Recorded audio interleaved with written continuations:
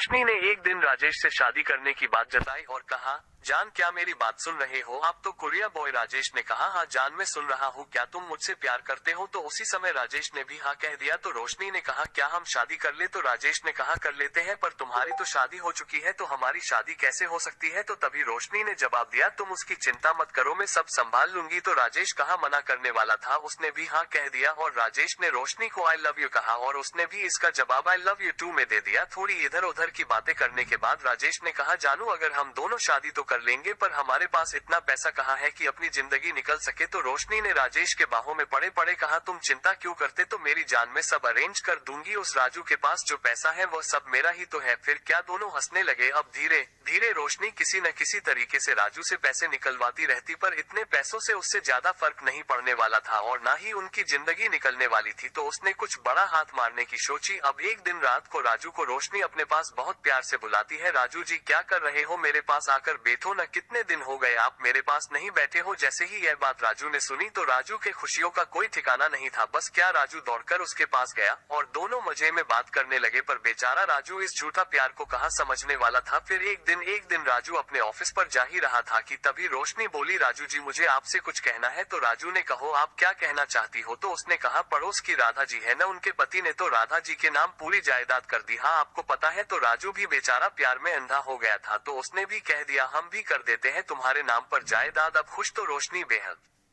खुद हो जाती है। इसके बाद थोड़े दिनों के बाद उसके नाम पर बंगला, गाड़ी और अपनी सभी जायदाद रोशनी के नाम पर कर देता है। फिर धीरे धीरे कुरिया बॉय राजेश से मिलना जुलना बढ़ गया। अब दोनों ने सभी मर्यादाओं को लांघ दिया था। अब क्या एक दिन राजेश ने कहा कि अब क्या करो, तुम मेरे खाते में सभी पैसे डाल दो। तो रोशनी ने कहा, क्यों क्या हुआ? क्योंकि अगर इतना ज्यादा तुम्हारे बैंक खाते में पैसा होगा तो इनकम टैक्स भी कटेगा ना, तो कहीं न कहीं तुम्हारा और मेरा ही नुकसान होगा। अब क्या? अब तो रोशनी कुरिया बॉय के प्यार में अंधी थी, उसने सभी पैसे उसके खाते में डाल दिए। यह पैसे और जायदाद के अपने नाम होने के बाद रोशनी फिर से धीरे धीरे बदलने लगी। वो सीधे मुंह राजू से बात भी नहीं करती थी। इसके बाद एक दिन राजू ऑफिस गया होता है तो तभी वह अपने कुरिया बॉय राजेश को कॉल करती है, जिसके बाद उसने सभी बात बताई कि उसने कैसे राजू की सभी जायदाद अपने नाम करा ली और कुछ पता भी नहीं चला। फिर दोनों हंसने लगे। फिर क्या दोनों ने राजू को रास्ते से हटाने का प्लान बनाया, पर उनको नहीं पता था कि राजू घर पर आ गया था और यह सब सुन रहा था। पर वह अपनी पत्नी को दुखी नहीं देखना चाहता था, क्योंकि राजू के जन्म के 2 से 5 साल के बाद ही उसके माता पिता की मृत्यु हो गई थी और उसके ऊपर से माता पिता का साया उठ गया था, तो वह किसी को दुखी नहीं देख सकता था। तो उसने सोचा, अगर मैं मरकर भी अपनी पत्नी को सुख दे पाऊं तो मैं यही करूंगा। इसके 2 दिन के बाद उसकी पत्नी ने जो प्लान बनाया था वह रात आ ही गई। राजू को पता था कि उसकी पत्नी ने उसको पिलाने वाले दूध में किसी प्रकार की कोई गोली मिलाई है, पर फिर भी वो उस दूध को पी जाता है। दूध को पीने के बाद वो कहता है, रोशनी मेरे प्यार में ऐसी कौन सी कमी रह गई जो तुमने ऐसा किया? मैंने तुम्हें अपनी जान से भी ज्यादा प्यार किया है, मैं तुम्हें बहुत प्यार करता था। जब से तुमसे शादी की उसी दिन से मैंने तुम्हें अपनी दुनिया समझ लिया था और तुमने मुझे किसी और के लिए